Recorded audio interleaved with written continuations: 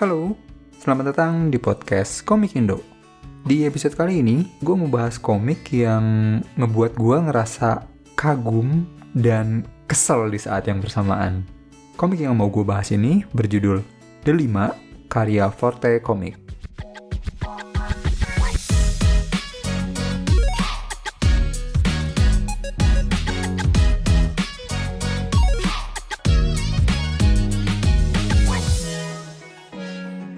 Jadi sebelum lebih jauh, gue mau ngasih tahu dulu, barangkali ada yang belum tahu gitu ya.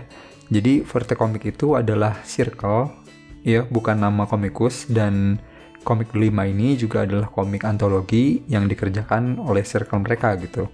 Untuk karya-karya dalam antologi ini sendiri ada 7 cerita, yaitu Buku Una karya Fahri Zadian, Dua Sapu Sepulang Sekolah karya Kurokweta, Si Putri Badar karya Ihsan Alili, Tempat Heningmu karya Joy, Jika Saturnus Kehilangan Cincinnya karya Ason Jinko, Tujuanku karya Rio Baskoro, dan Okta plus Via karya Matohak. Ya, lumayan panjang ya. Emang gitu kalau intro komik antologi. Oh ya, dan satu lagi, editornya adalah Rehan Neru. Ya, biasanya gue jarang-jarang nyebut editor, tapi somehow kayaknya mau sekalian gue bahas di komik ini. Gue pertama kali tahu komik The 5 ini ya dari postingan dan iklan-iklan di sosmed gitu tentang pre-order komik ini. Tapi buat lu yang udah sering denger review gue, pasti ngeh lah ya. Gue tuh selalu ngeluh tiap kali review komik antologi atau kompilasi gitu. Ya karena apa ya? Ya let's say kompilasi itu bukan fortenya gue lah. Anjay, fortenya kesebut lagi. Makanya gue tiap kali ada komik kompilasi tuh gue pasti nahan, gak pernah langsung beli atau langsung baca. Tapi makin kesini yang nyaranin The 5 tuh makin banyak gitu. Ya sudah, akhirnya gue coba juga lah ini barang. Komik ini pertama kali terbit di event Komik Para 5 di Oktober 2025. Komik The 5 sendiri kalau dari deskripsinya ya, merupakan sebuah komik antologi bertema sekolah yang berisi 7 chapter yang dibuat oleh 7 komikus berbeda. Bercerita tentang kisah-kisah dialami murid di SMP Semarana 5 Pagi, kelas 9D. Komik ini sendiri bergenre drama, dan untuk ratingnya cocok dibaca sama remaja ke atas lah. Oke, pertama akan gue mulai dari universe-nya dulu. Soalnya semua cerita di antologi ini tuh pakai universe yang sama gitu. Dan gua rasa cukup aman untuk bilang universe yang dipakai ya dunia yang kita tinggali ini gitu. Dan waktunya pun bisa dibilang masa modern lah, walaupun nggak ada yang nunjukin teknologi yang gimana-gimana juga sih. Oh wait, ada di satu cerita itu karakternya suka main konsol game yang mirip DS dan PS2. Jadi kayaknya safe to say salah satu timeline yang diambil itu di tahun 2000-an atau mentok-mentoknya 2010-an awal lah. Kenapa gue bilang salah satu? Karena di komik ini tuh ada yang ngambil timeline saat mereka masih SMP, dan ada juga yang dicampur dengan timeline beberapa tahun datang. Ya pas mereka udah dewasa gitulah. Untuk karakternya sendiri, karena ini komik antologi, jadi tiap cerita punya karakter utamanya masing-masing. Tapi enaknya komik ini adalah mereka saling sharing karakter. Jadi misal cerita yang satu, si A jadi karakter utama, nanti di cerita lain, si A ada, tapi cuma jadi figuran doang gitu. Jadi lu gak bakalan pusing untuk terlalu banyak ngapalin karakter di antologi ini. Ya, hitungannya tetap banyak sih, tapi masing-masing cerita tuh karakter yang jadi fokus utamanya cuma 1 atau 2, ya 3 lah maksimalnya. Gue coba sebutin masing-masing karakter utamanya aja ya. Yang pertama tuh ada Una, cewek atlet volley, tapi susah untuk bisa berteman gitu. Terus ada juga Dwi, yang mungkin bisa dibilang ceroboh kali ya. Soalnya dia selalu pulang terakhir karena harus beres-beres kekacauan yang dia timbulkan gitu. Terus ada Tri, simpelnya dia tuh preman kelas lah. Ya preman tapi cewek, suka berantem tapi nggak ngebully yang lemah. Ya semacam itulah. Terus ada Anta, cewek yang suka main game, kadang suka overthinking, dan ini gue nggak tahu sih, tapi somehow kayaknya dia suka kesulitan untuk ngomong straightforward gitu. Terus ada Saturnus, cowok yang pasif, sangat nggak enakan, cenderung menghindari konflik lah, walaupun kadang malah ngebuat dia yang ketempuhan gitu. Terus ada Nana, cowok keren, idolnya sekolah gitulah. suka bawa gitar kemana-mana. Lu juga pernah lah ada pas zaman sekolah tuh temen yang kayak gitu, tiap hari bawa gitar, padahal bawa buku aja enggak gitu. Nggak, di komik ini nggak diceritain dia bawa buku atau enggak, tapi intinya gitulah. Terus terakhir ada Octavia, cewek lemot mungkin yang bikin orang di sekitarnya jadi gemes gitu. Dan ya menurut gue karakterisasi di komik ini bagus sih. Maksud gue semua karakternya tuh langsung dikasih fragile-nya di sebelah mana gitu. Entah nanti ternyata dia punya kelebihan apa gitu ya. Tapi manusia yang masih banyak kekurangannya, apalagi masih SMP itu manusiawi banget sih menurut gue. Apalagi tipikal-tipikal karakter yang gue sebutin tadi itu, gue yakin lah lu pernah gitu nemu teman sekelas yang mirip-mirip sama yang gue sebutin tadi gitu. Terakhir cerita. Gue nggak bisa ngejabarin ceritanya satu-satu sekarang, soalnya pendek-pendek dan bakalan spoiler. Cuma yang mau gue kasih tahu adalah masing-masing cerita di komik ini terasa tuntas. Salah satu momok yang sering gue temui di komik antologi adalah kadang ceritanya terasa tidak tuntas. Ya entah karena keterbatasan halaman atau hal lainnya lah. Yang pasti rasanya kayak kepenggal-penggal. Kerennya komik ini, gue bisa bilang semuanya tuntas. Walaupun memang karena pendek gitu ya, alurnya pun cenderung sederhana yang nggak ada percabangan. Dan seperti halnya komik antologi Forte sebelumnya, yaitu antologi kasih, komik ini juga punya benang merah. Bukan punya lagi sih. Kalau di antologi kasih kan punya benang merah di kalung yang hubungin mereka semua. Kalau antologi Delima ini, iya ada juga sih benang merah yang kuat, tapi tanpa itu pun cerita ini tuh udah bergulir gitu aja di satu ruang kelas yang sama gitu. Jadi, menurut penilaian gue pribadi, komik ini tuh komik yang kualitasnya oke banget. Cukup sayang kalau lo lewatin gitu aja. Sejujurnya gue sendiri cukup kaget. Gue bisa memberikan nilai setinggi ini dan secepat ini untuk komik antologi. Gue kira gue baru bisa nemuin komik antologi kayak gini tuh beberapa tahun lagi gitu. Ditambah lagi karya ini lahir dari tangan-tangan anak muda Forte Komik gitu. Sebenarnya gue pengen sih ngasih nilai lebih tinggi lagi, tapi ada hal yang membuat gue sangat terganggu sama komik ini. Sayang sekali, lagi-lagi harus gue simpan untuk di side notes nanti, soalnya spoiler banget. Tapi gue pastikan hal yang mengganggu ini udah terkalkulasi dan gue tetap memberikan nilai yang tinggi untuk komik ini. Hal yang gue suka dari komik ini adalah eksekusinya sih. Bagus banget.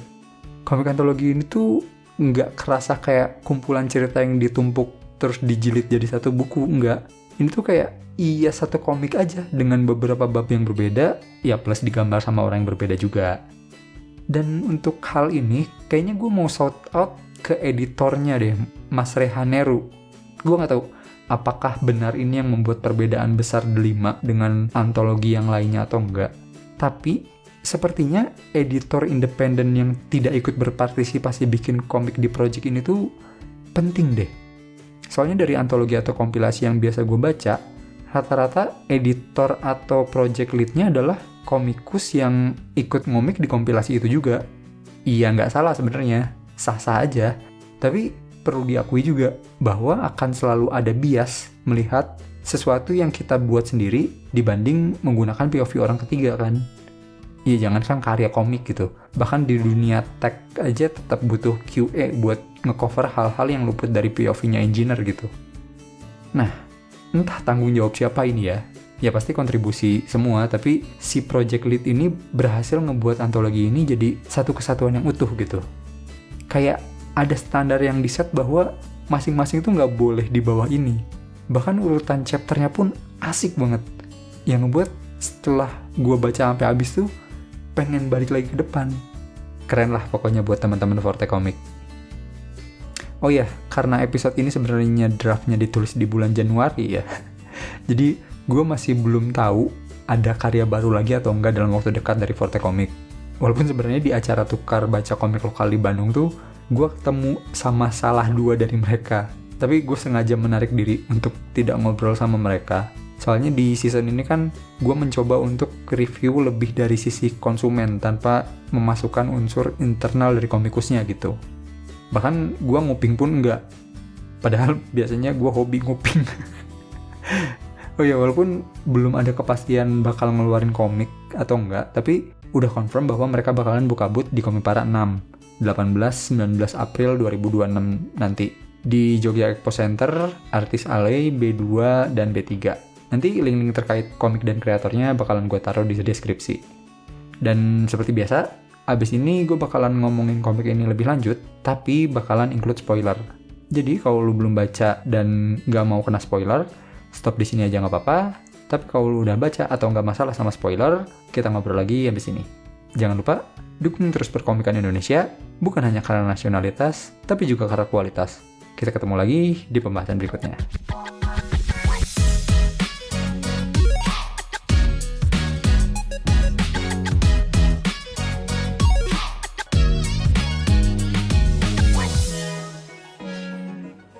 Oke, side notes. Sebelum gue mulai bahas lebih dalam, gue mau curhat dulu.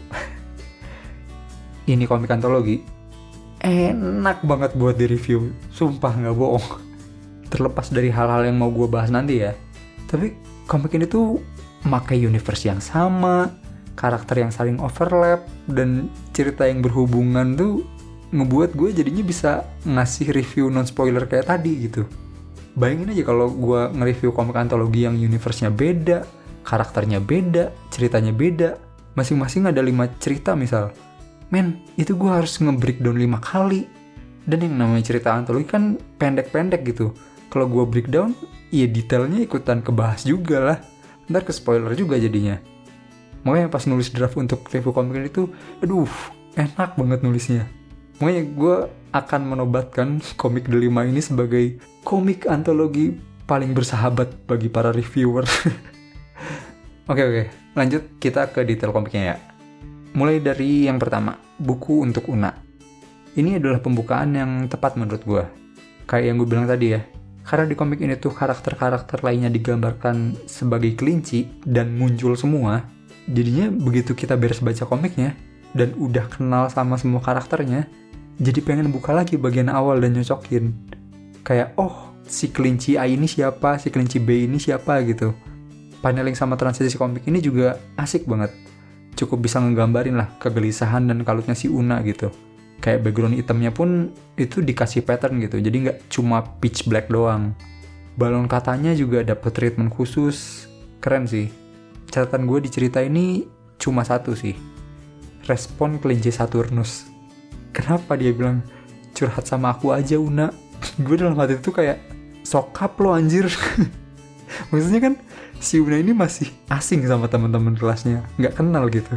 Terus ada cowok yang tiba-tiba bilang, ayo curhat sama aku. Mana lagi di episode setelahnya ketahuan kalau sifat aslinya si Saturnus nggak banyak omong dan nggak enakan gitu. Ya berasa kurang pas aja, tapi ya itu mah minor banget lah. Lanjut ke Dua Sapu Sepulang Sekolah.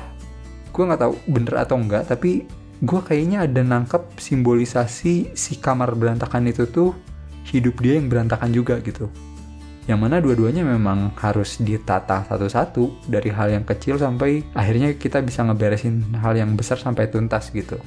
Walaupun gue masih merasa untuk ukuran cowok, kamarnya Dwi tuh masih bersih sih. Nggak, ini gue aja yang jorok benernya.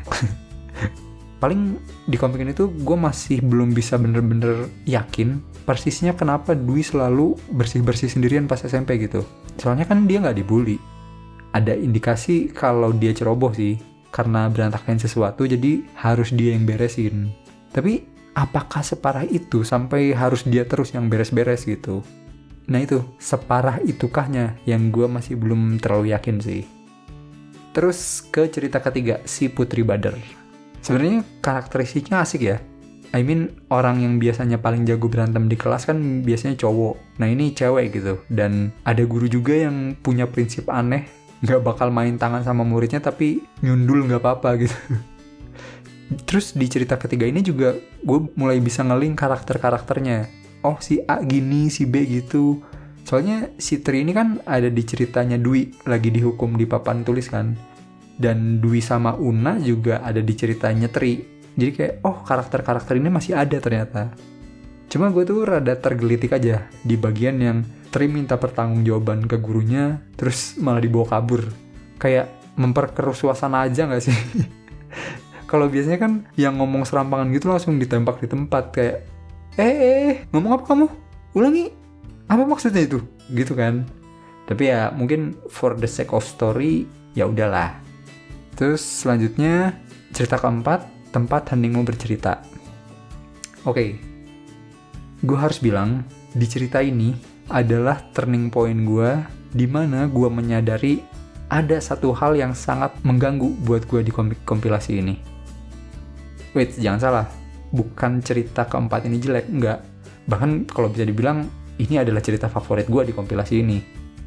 Terus kalau ceritanya bagus, yang mengganggu apa dong?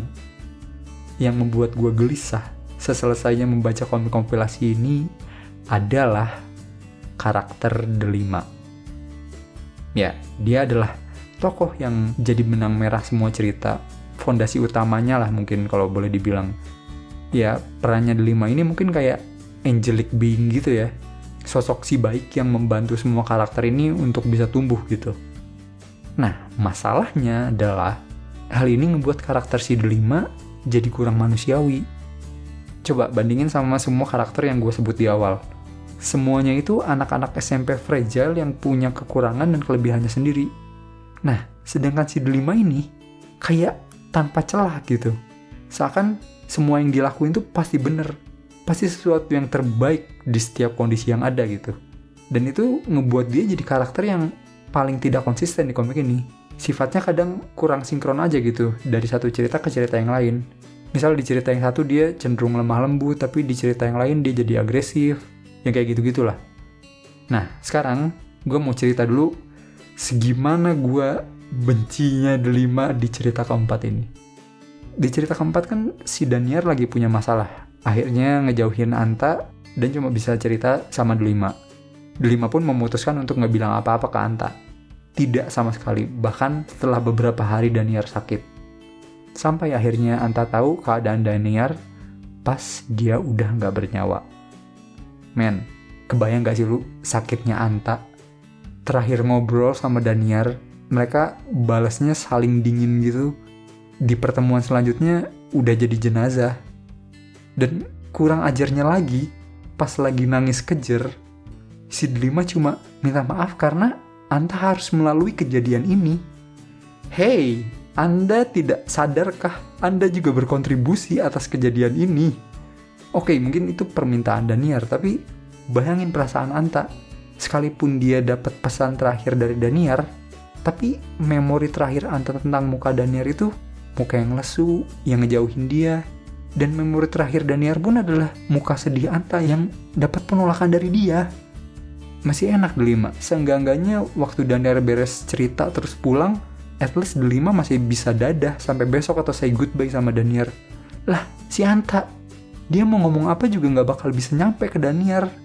Dia cuma dikasih pesan terakhir yang gak bisa dia balas sama sekali, gak bisa dia apa-apain.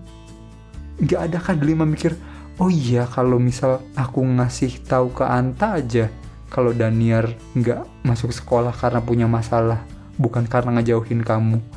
Minimal Anta bisa nyamperin Daniar buat ngejenguk atau nelfon atau ngirim pesan atau apa gitu. Ini kan semua kesempatan itu hilang cuma karena Anta nggak tahu. Gue tuh berharap gitu ya, ada panel Anta teriak atau apa gitu ke Delima, karena at least jadinya ada scene yang nunjukin bahwa Delima itu nggak perfect, manusiawi, punya salah juga gitu. Nah tapi di sisi lain, kerennya lagi gitu ya komik ini, kita nggak dikasih tahu secara eksplisit Anta itu marah atau enggak. Walaupun kekesalan gua ke Delima udah diubun-ubun gitu ya. Tapi di panel terakhir itu, Anta bilang mau ketemu untuk bilang terima kasih dan maaf. Nah, dari kata-kata itu, sangat mungkin si Anta marah ke Delima dan nggak mau ngomong sama dia bahkan sampai mereka lulus. Kalau nggak, buat apa kan Anta minta maaf ke Delima gitu? Kalau beneran itu cerita yang tersirat di balik kata-kata Anta, itu keren banget sih. Maksudnya show don't tell-nya tuh jalan banget. Dengan banyaknya scene kesedihan Anta terhadap Daniar, dan ditutup Anta yang mau minta maaf ke Delima sambil megang memory card yang ada nama mereka bertiga. Gue bahkan gak tahu kata-kata yang sebaiknya gue pakai apa. Manis, tragis, Ya pokoknya keren banget lah. Oh ya, by the way, gue udah baca 2 halaman ekstranya juga di IG-nya Kak Joy. Oke, itu sangat menjelaskan, gue akui. Walaupun jadinya gak terlalu parah, tapi gue tetap pada keyakinan gue, delima lu harusnya merasa bersalah.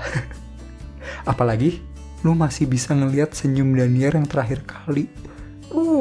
Makin sedih gue. Udah, lanjut ke cerita jika Saturnus kehilangan cincinnya. Nah, masih soal delima dulu ya. Di sini tuh delimanya kayak yang gue bilang tadi, agresif. Maksudnya beda banget dengan dia waktu berhadapan dengan Dwi atau Tri yang cenderung slow mengayomi. Di sini tiba-tiba dia main cutter, vandal di meja sekolah. Mana abis itu ngelukain tangannya Saturnus lagi kan? Ya mungkin karena gue kebawa kesel dari cerita sebelumnya ya. Gue jadi makin kesel gitu ngeliat kelakuan si delima di sini, kayak all knowing banget gitu loh, kayak si sok tahu kelakuan Saturnus itu salah dan harus diperbaiki dengan caranya dia. Padahal kan siapa tahu si Saturnus itu stoik. Maksudnya siapa tahu Saturnus nggak ngurusin hal yang nggak bisa dia kontrol. Maksudnya opini orang lain tentang dia tuh nggak penting gitu. Malah diganggu sama delima kan. Oke, balik lagi ke overall cerita si Saturnus. Ini kalau dari art sebenarnya paling menonjol dari yang lain ya. Maksudnya stylenya tuh lumayan beda dengan yang lain. Bagus, jadi keragaman artnya di kompilasi ini tuh langsung kelihatan. Paneling sama penempatan balon katanya juga oke. Balon kata Saturnus somehow memanjang belok-belok gitu. Gue gak tahu, tapi mungkin kayaknya ngasih kesan ragu-ragu gitu di omongannya. Nah, tapi sejujurnya cerita ini gue rada susah nangkep flow keseluruhannya. Maksudnya gue gak bisa bedain mana yang kejadian sekarang, mana yang mimpi, mana yang flashback gitu. Yang flashback oke lah, kelihatan karena panelnya beda sendiri, garisnya nggak tegas kayak panel yang lain. Cuma yang mana yang real dan hiperbolik tuh gue masih rada susah bedainnya. Mungkin kekurangan gue aja ya, mungkin gue yang tidak bisa memahami simbolisme atau semiotika yang ada di halaman-halaman itu apa aja gitu. Tapi sisanya oke sih, pesannya juga nyampe gitu. Terus lanjut cerita tujuanku yang karakter utamanya Nana. Nah, di cerita ini gue belajar gimana toksiknya delima anjir. Beneran, serius gue. Nih, denger ya. Alasan delima nolak Nana nembak dia, katanya gak mau ganggu fokus Nana untuk jadi musisi. The hell, man. Alasan itu tuh lebih toksik daripada nolak dengan alasan aku mau fokus belajar untuk ujian. Kalau alasannya mau fokus belajar, at least dia naruh beban penolakan itu ke dirinya sendiri gitu. Dia egois pengen belajar, makanya gak mau sama lo. Gitulah. Nah, kalau ini, gue nolak lo karena gue gak mau ganggu fokus lo. Dia naruh beban penolakan itu di bahu si laki-lakinya. Dia yang nolak, yang harus merasa bersalah, yang nembak. Gila gak? Kurang toksik apa coba? Abis itu parahnya lagi apa? Delima bilang, selalu ingat aku setiap bermain musik. Terus dia nulis, jangan berhenti demi aku. Damn, Delima, damn. Lu gak mau nemenin keseharian susah, senang, suka, dukanya si Nana, tapi nyuruh dia buat inget lu terus setiap dia main musik. Sakit lu anjir, psikopat. Lu mau nyiksa Nana tiap main musik? Tiap dia main musik, dia selalu inget lu tapi gak bisa bareng sama lu. Sakit loh itu.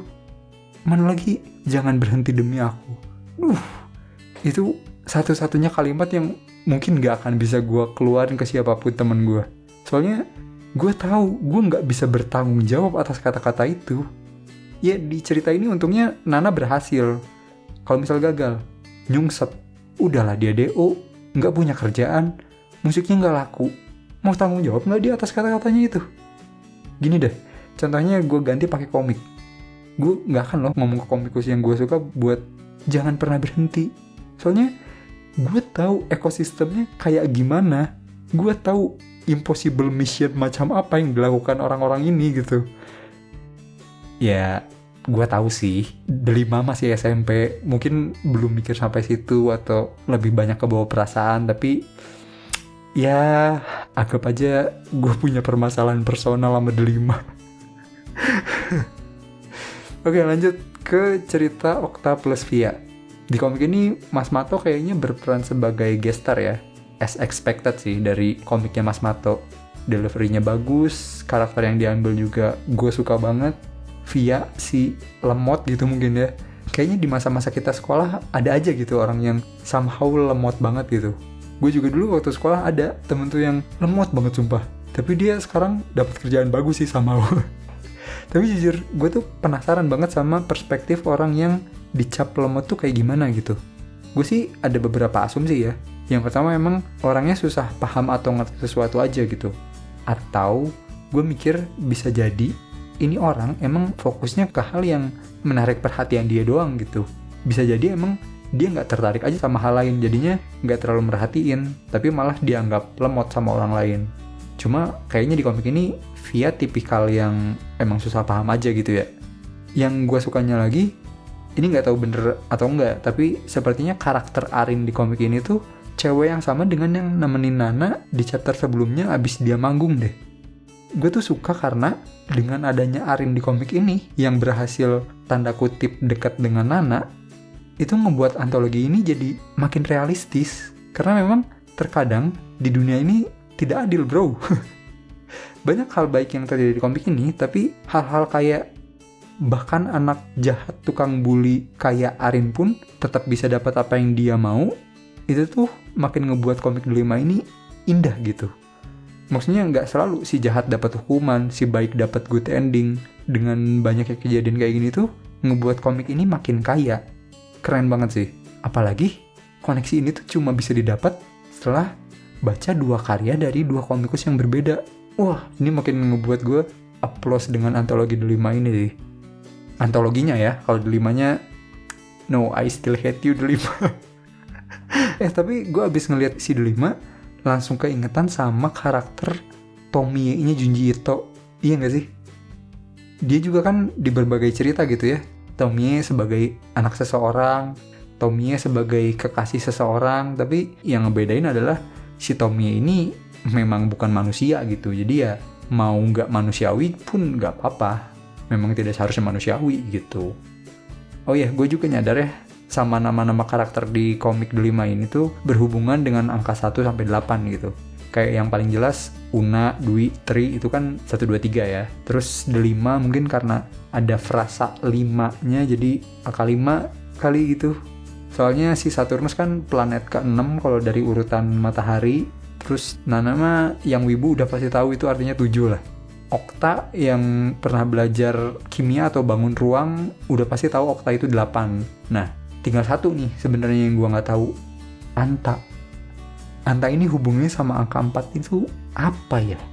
Gue nyari-nyari translate dari bahasa lain, itu nggak nemu relasi Anta sama angka 4. Paling mentok yang kepikiran paling Anta 4 huruf atau A-nya jadi angka 4. Cuma ini yang gue masih penasaran di komik ini.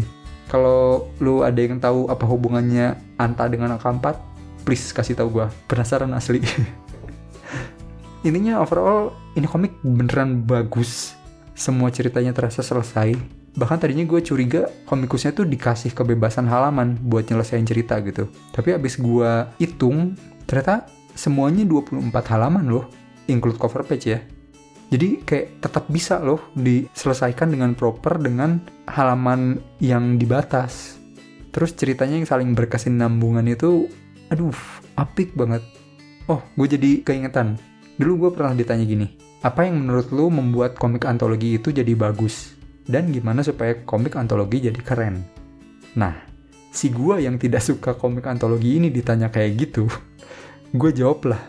Menurut gue, komik antologi itu bagus kalau semua ceritanya selesai dengan proper. Gue waktu itu ngambil contoh kayak antologi Motherhood.